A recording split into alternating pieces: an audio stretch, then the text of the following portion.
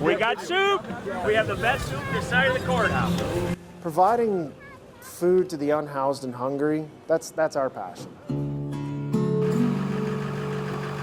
Our founder, his name is Rego.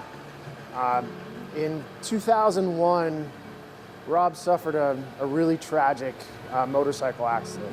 Some guy hit me head on my Harley, and it darn near killed me. It put me in MCO for 90 days. And he shouldn't have survived, and he did.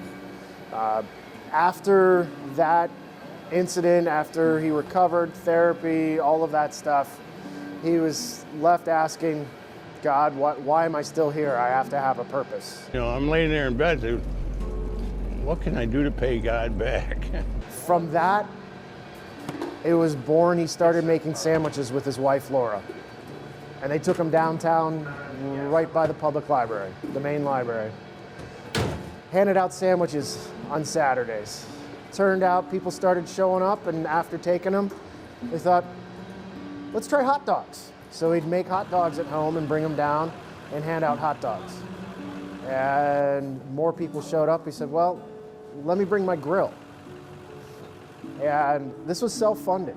He fully did this all by himself. And slowly it turned into a much more elaborate meal. Friends started bringing food. This is 2002, 2003, and it continued to grow. And it was fully self-funded. Just folks would show up, it turned into meals with a drink, a soup, a side. In 2012, we decided this is a thing. I started it, but if it wasn't for all these guys on this bus, it wouldn't be going today. I come down here every week. I sometimes volunteer, try to pay it for it, because I was homeless. I was homeless for a little bit over a year, but that was due to my addiction. I'm blessed. I get paid through God. To do God's work. I sympathize for anybody that is homeless. The struggle of the weather, if the weather's bad. I do a lot of fellowship down here. It's a nice feeling coming down here. Pitching in to help someone. I get what I need and what I don't need, I don't get. The blessings of helping people and making them feel good about what they do and what they can come and get. No more turning away, for example. Just everybody's equal under God's ways, just like the disciples did back when they were on earth. Makes you feel good in your heart to help people.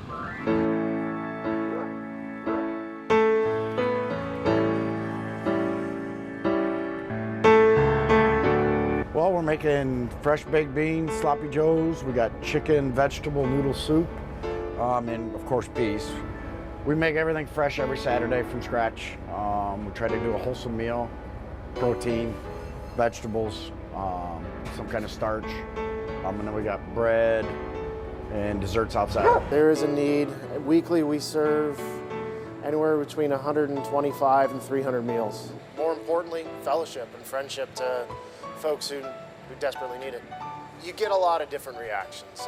You're dealing with everyone, right? And mostly it's gratitude, mostly it's thankfulness, mostly it's friendship, actually, because the name fellowship matters. Really is part of our core. Is a person who's unhoused many times during a week will just get looked over.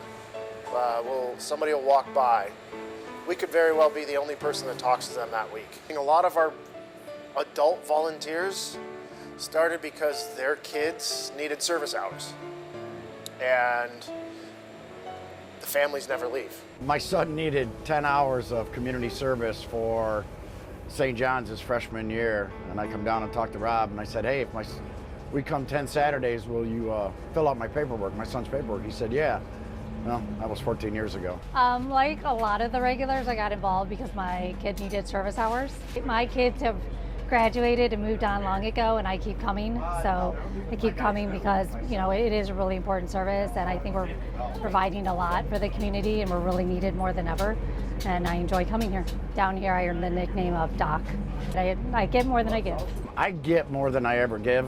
One of the greatest things we ever got out of doing this was we had a gentleman come down and tell us, hey, he just walked up and said, hey, thanks, man. I want to thank you guys for saving my life. We're like, okay, how'd we do that? And then he told the story. He was coming down and he stopped here because he's seen all the people having a good time and eating and talking and fellowshipping. And he stayed. He was on his way to the high level to commit suicide. He said, but we gave him hope because we actually treated him like a human being and talked to him, and he had such a good time, we gave him some hope, and he kept on going. But yeah, that's why we do it, for guys like that. We're not trying to solve all the world's problems, we're just trying to take care of one person every day, make a difference.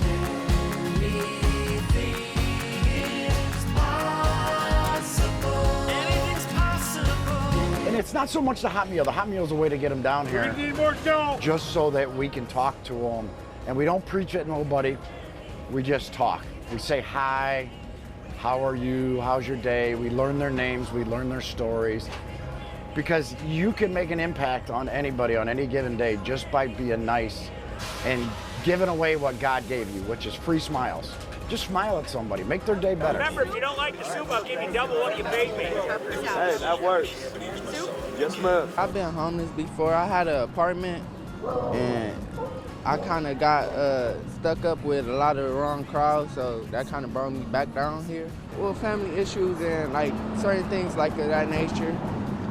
So it's just been a lot of ups and downs, you know, trying to deal with life, you know. Something like this and that nature, it helps out a lot because not a lot of people know where to get the food at, where to get clothes at. You know, this helps out a lot. You know, if I need something to really get like my swag up, I come down here and get a hoodie or something like that, you know. Oh, I see you got your purse.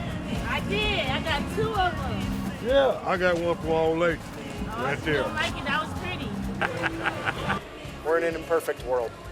No matter where you are and what it is, need will always be there. We're called to step up and do what others can't.